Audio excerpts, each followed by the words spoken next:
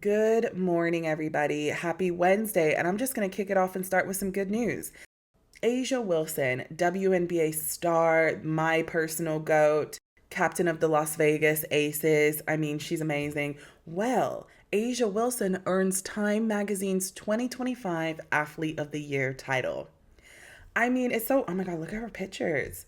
She looks great. It's so well deserved.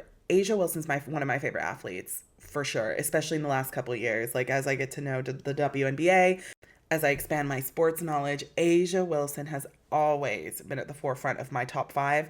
Not only that, but she is a four-time MVP. And is it back to back? I think it's back to back. Well, she's a fourth MVP. She's a second finals MVP. She's won three Defense Players of the Year awards. She has made history as the first WNBA or NBA player to be named a final MVP and a league MVP all at the same time in the same season. And a depoy. What's a depoy? Let me look that up. All at the same time. Oh, Defensive Player of the Year. I didn't even have to look it up. Duh, it's right there. The thing about Asia Wilson, and I've said this in my previous podcast, the reason why she keeps winning the MVP title is because she is the only person. Now, I don't want to say the only person because she does have a great support system on the Aces for sure. Definitely when Kelsey Plum left to the LA Sparks, Los Angeles Sparks, which is actually my team. With all of that, and she has Jackie Young and everybody, but with all of that, Asia Wilson carried the Aces for years and continues to carry the Aces on her back for years. So she deserves it. Maybe that's bias, I don't care, but Asia Wilson's that girl. So she's won Time Magazine's Athlete of the Year, and it was published yesterday on Tuesday, December 9th. And here's a little bit of what Time put on Instagram. Time Magazine wrote, while refusing to relinquish her supremacy on the basketball court, Asia Wilson has managed to extend her power far beyond the field of play, a trick that only a precious few athletes can pull off. LeBron, Allie, Serena, Asia. Asia isn't a rising star anymore, says philanthropist Melinda French Gates, who's publishing an imprint released Wilson's best-selling memoir. Oh, I didn't know that. Dear Black Girls in 2024. She is at the center of her own solar system. I had no idea Asia Wilson had a memoir. I'm going to go check that out. So Asia Wilson has a memoir called Dear Black Girls. There it is, as you guys can see on your screen. I'm going to buy it. Yeah, it came out February 6, 2024. Okay, so her book, Dear Black Girls, is between like $11 to $20, depending on where you get it from. Looks like Barnes and Nobles, Amazon, the regular joint. So I'm going to go buy one. I'm going to go buy a book. It has 4.5 stars on Goodreads, almost 3,000 reviews. That's really good. Maybe I'll do a little book club because I'm reading Virginia Giuffre's memoir right now. And the reason why it's taking me so long, I'm going to be just straight transparent with you. It is a tough read. It's a tough read because she really goes into details about her life being trafficked even before Epstein. It's very intense. So I'm taking my time. I'm having a breather, but I'm almost done. And then I'll review Asia Wilson's next, Dear Black Girls. Okay, great. So if you want to follow along, there we go. We'll do it together. So congratulations to Asia Wilson. Love to hear it. Okay, next, Coco Jones. Now, for those of you who don't know who Coco Jones is an R&B singer. I mean, she can sing. So Coco Jones is a singer, actress, but she was also an actress. She was known for her Disney Channel roles on So Random, Let It Shine. She was also Hilary Banks on Peacock's Bel Air show, and she won a Grammy. Oh, and she won a Grammy for her hit ICU. Well, it has been announced that Coco Jones is set to perform Lift Every Voice and Sing at the Super Bowl this year. So, according to the AP, Associated Press, Jones has been announced as one of the pre-game performers set to open the 2026 Super Bowl, which is a huge milestone in her career because that's the biggest stage I think a lot of singers could be on, right? Is the Super Bowl, because the Super Bowl, you're tapping into new audiences, right? You can perform at the Grammys, but the people that are watching the Grammys, they're music fans or they're fans of the performers already off the jump. The Super Bowl, that's a sports audience. So as you can see with what's going on with Bad Bunny, right? You got the MAGAs that are pissed that he's performing at the Super Bowl, even though he's American. Make no sense. Well, that's a huge stage for someone like Bad Bunny, even though he's a big name. He's probably even bigger than the Super Bowl at this point because he's like international. But it's a big stage still for him to gain a new audience. And the same with Coco Jones. And I guarantee she's going to get a bunch of new fans out of this because she can sing her butt off. And so she's going to be singing the Black National Anthem, Lift Every Voice and Sing. I don't know if it's the national anthem, but to me, it is one of the Black national anthems. I'm not even going to try to sing it here because I can't sing for shit. But I love that they are incorporating this anthem. I think they actually did it last year. Yeah, I think they've been doing it for a couple of years now. I love that for her. I really do. I think that's great. And then alongside Bad Bunny, oh, they're going to be pissed. Not only you got a black girl, but you got a Puerto Rican man. The MAGAs are fuming. So we got Coco Jones. Who's singing the national anthem? Now we need, right, we need someone else. We need another POC just to make the trifecta. National anthem, Super Bowl. Let's see. I love this. I have to say, I think Jay-Z is a part of the music and entertainment for the NFL. So if Jay-Z, if you were listening to this, I want a media pass. But also, you need to get someone black as hell or someone Mexican. We need Latino, we need Latina, we need someone from that community, preferably from the Mexican community. That would just make it all perfect for me. So let's see who's singing. Are you kidding me? Charlie Puth gets Super Bowl national anthem gig? Who? Charlie Puth? Really? Dang. Well, actually, let me not be rude. What does he do? Charlie Puth? Who is that? Singer, American singer. Okay. That's mean. I shouldn't be mean. I don't know any of his songs. Do we know who Charlie Puth is? Charlie Puth singing the national anthem. What is he known for? Why did Charlie Puth get suspended? Oh gosh. Suspended from what? I don't even want to know. Okay. Well, listen, I'm not going to be mean. Maybe he can sing his butt off. I don't know him. But it's a shame because imagine you got Coco Jones for Lift Every Voice and Sing. And then who could it be? Who could, you know what would really, no, you can't do that. I was going to say, what if it's like Shakira, but she's not from America? It's got to be someone that people just like. I'll come back to that. Well, I guess it's too late. It doesn't matter anymore. Oh, wait. Charlie Puth, 37 minutes ago on Twitter at Elon. Oh, please don't be MAGA. Please don't be MAGA. Please don't be MAGA. I know I wasn't supposed to be making this a political podcast, but hi, Elon Musk. These sonic booms have gotten progressively louder since they started launching the rockets in Santa Barbara. This one at 3 a.m. today felt like 100 and 160 dB, violently shook our whole house, and really frightened my pregnant wife. I hope they do not get louder, sad face. How could they do that to his pregnant wife? His wife's pregnant. Elon is so... Oh my gosh, Elon, you are horrible. Okay, Charlie, I take it back. You're not MAGA. Well, even if you were MAGA, this is still wrong, right? Like, what is Elon Musk doing? Okay, Charlie, well, we'll see. Oh, we'll see. Okay, wait, he wrote a tweet. So this person goes, actors who auditioned for Wicked. Jennifer Lopez, Shawn Mendes, Renee Rapp, Katy Perry, blah, blah, blah. Charlie Puth is on this list. Charlie Puth replies and says, I have never auditioned for Wicked. I would be so bad. But you're singing the national anthem, so you better get it together because I'm expecting a Wicked performance. They should have had Wicked do this national anthem. Now that would have pissed off the MAGAs because they don't like those girls, Ariana Grande and Cynthia Erivo. They just think, they really talk trash about them on Twitter. I don't know about you guys. I'm kind of like living for their little performances, their interviews. I don't know, because I think I like it because other people hate it because I'm kind of like petty like that. But Ariana Grande and Cynthia Erivo should have sung the national anthem. Well, Cynthia Erivo's from Britain, the UK, so I guess not. Ariana Grande should have. Wait, what's her heritage? Hold on. Ariana Grande heritage. She's Italian. Okay, I'm sure Charlie Puth is going to do great. But we'll be paying attention, Charlie. You better hit that Whitney Houston note. That's what I'm expecting, right? Like that Whitney Houston, that note to be hit. Yes, and I also am from the era of like, okay, people shouldn't be doing the most with the national anthem, but for some reason at this Super Bowl, I want everyone to go all out just to piss off Trump.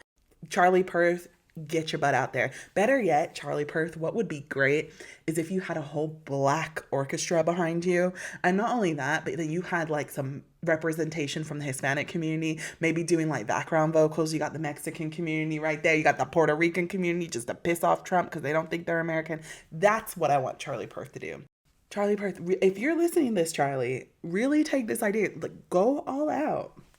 Don't mess around. Bring out everybody. Bring out all the POCs. So there's that. Shout out to Coco Jones. Ooh, I got another one for you. Sinners. Do you guys remember Sinners? The movie that came out with Ryan Coogler. He directed it. It's got Michael B. Jordan, who we all love and all probably dream about, let's be honest. Well, Sinners is racking up the Golden Globe Awards. Sinners won 6 awards, maybe more. I'm seeing 6 and 7, but I have what I have in front of me. I'm just going to read it. So Sinners is up for an award for, are you ready? In no particular order. 1, drama, best drama for motion picture. Wow, that's a big award. 2, Ryan Coogler's up for director of motion picture. I feel like he's going to win that. I don't know why, but I feel like he's going to win that. I feel like they're going to sweep Sinners. I don't know. I just have this feeling. Next is actor in a drama motion picture. Who's that? Michael B. Jordan. Hell yeah. Good job. Michael B. Jordan, if you don't win that, I'm suing. Because he played 2 people. And you know what? I'm suing for real because other people have won for playing multiple characters, like, and really transforming their bodies and really doing all of that. So if Michael B. Jordan doesn't win, I'm boycotting. Next, organic score. So that's the music. So organic. Wow, they might win that. Because if you really think about it, Sinners was an original concept, whether we liked it or not. I personally liked the movie. So like the fact that this movie is pure original, they why wouldn't they win? Isn't that the whole point of Hollywood? So if they don't sweep, I'm concerned. Best screenplay for of a motion picture, if they don't win that, that's crazy. And then last one is cinematic box office achievement. They're gonna win that because who else? I mean, name another movie this year that came out that swept like Sinners. You can't. So let me see who else is up for stuff. Who are they going up against? So the Golden Globes, okay, we got Michael B. Jordan is going up against Oscar Isaac, Joel Edgerton, Jeremy Allen White. I think he's canceled. Wait, I thought Jeremy Allen White is canceled. Controversy. Now I'm gonna be talking shit about this because I think he did something crazy. It's something with wife. I'm always with the wife. I'm sorry, especially if they had kids and pregnant. I'm gonna be team mom or team. You know what? Not even just team mom, team parent, team single parent. So, because women, you be doing numbers on men too. Trust me. Y'all need to get it together. Yeah, wasn't there some like weird that? You know what? I shouldn't be. I'm not gonna be petty like that. No, I am. I am. Yeah, like this is what you're gonna get from me. I'll be honest. Like I'm kind of like, what did he do? I don't know. There was just something about him. I'm not going to get into it right now. Maybe we'll talk about it later. But allegedly, he did something. So he's also up against Dwayne Johnson. See, I don't watch movies like that anymore. So I don't know any of these movies, but okay, Dwayne Johnson. That's kind of crazy. Dwayne The Rock Johnson is up for a Golden Globe. Do you remember when Golden Globes, Oscars, all that used to be a big deal? And now it's just like rich people just celebrating themselves. It's honestly so stupid. But yet, like, if I was up for a Golden Globe, the way I would make a whole show of it. I would make a whole thing of it. I would be like, I am absolutely up for Golden Globe. And I will be that bitter person in the audience. If I don't win, I'll be like, what's going on? Why didn't the A-Files win a Golden Globe? Because to be honest, the reporting we do over here, revolutionary. Is that cocky? That's kind of big-headed, whatever.